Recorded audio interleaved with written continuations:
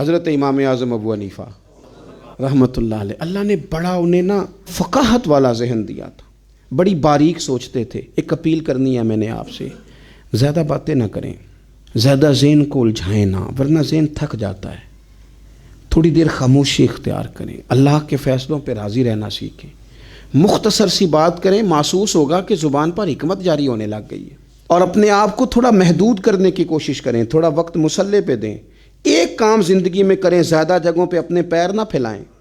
ورنہ کوئی کام بھی ٹھیک نہیں ہوتا۔ ایک کریں پر صحیح کر کے کریں، سونا کر کے کریں۔ اپنی زندگی میں جب آپ حکمت کے ساتھ، خوبصورتی کے ساتھ، تھوڑے انداز کے ساتھ آگے بڑھیں گے، ہمیں محسوس ہوگا کہ یار یہ کام تو کم از کم مجھ سے صحیح ہوا۔ آپ جس شعبے میں اس میں کمال پیدا کریں، لیکن کہنا مجھے سارا ہی پتہ ہے، میں سب ہی جانتا ہوں، میں ہر چیز میں الجھوں گا، تو پھر کوئی کام بھی ٹھیک نہیں ہوتا۔ امام صاحب فقیہ تھے، اس میں انہوں نے درجہ عروج حاصل کیا، کمال سمجھ اللہ نے عطا فرمائی، کمال۔ اور وہ اس طرح کی رائے دیتے تھے کہ بڑے بڑے سمجھدار لوگ کہتے تھے کہ کمال ہوگی، بلکہ ان کے اساتذہ امام اعمش رحمۃ اللہ علیہ آپ کے اساتذہ میں سے ہیں۔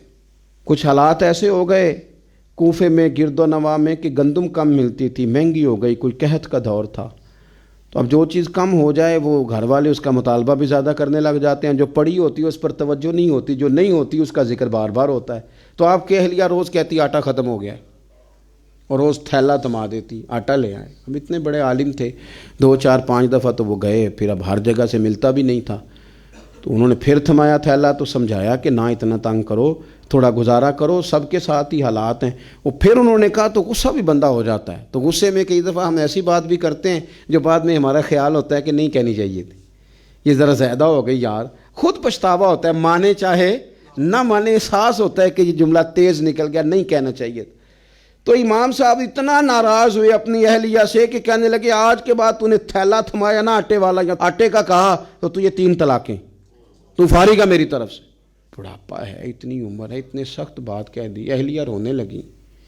امام صاحب بھی پریشان ہو گئے۔ بعد میں انہوں نے پیغام دیا اب کرنا کیا ہے، کہنے لگے کچھ سوچتا ہوں۔ آپ کی اہلیہ کو پتہ تھا کہ امام اعظم ان کے شاگرد ہیں، ہمارے بڑے فرما بردار ہیں۔ انہوں نے نا 1 2 دن کے بعد پیغام بھیجا کہ اب آٹا بھی ختم ہے، کہنا بھی ان کو ہی ہے، اور انہوں نے بڑی سخت بات کر دی ہے کہ اب کہا تو 3 طلاقیں۔ تو امام صاحب سے مسئلہ پوچھا کہ اب بتائیں کرنا کیا ہے، پیغام بھی انہی کو دینا ہے، شوہر بھی میرے یہی ہیں، پردہ دار عورت ہوں، کسی سے بات بھی نہیں کر سکتی،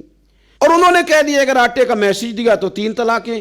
تو امام صاحب کہنے لگے میری استانی سے، میری اماں سے جا کے کہو، مشکل بات ہی کوئی نہیں، استاد جی کو کہنا نہیں آٹا لے آئیں، کوئی ضرورت نہیں، جب وہ سو رہے ہونا تو آٹے والا تھیلا ان کے کرتے سے باندھ دیں، اٹھیں گے تو خود ہی سمجھ آ جائے گی کہ آٹا گھر میں ختم ہے۔ تو حضرت امام اعمش رحمۃ اللہ علیہ سو کے اٹھے تو کرتے کے ساتھ آٹے والا تھیلا بندھا تھا، دیکھ کے مسکرا پڑے، کہنے لگے بتاؤ ابو حنیفہ کے پاس کون گیا تھا، بتاؤ مسئلہ کس نے پوچھا ہے جا کے، وہاں سے کون سبق یاد کر کے آیا ہے جو یہاں آ کے وہ ہمیں بتا رہا ہے۔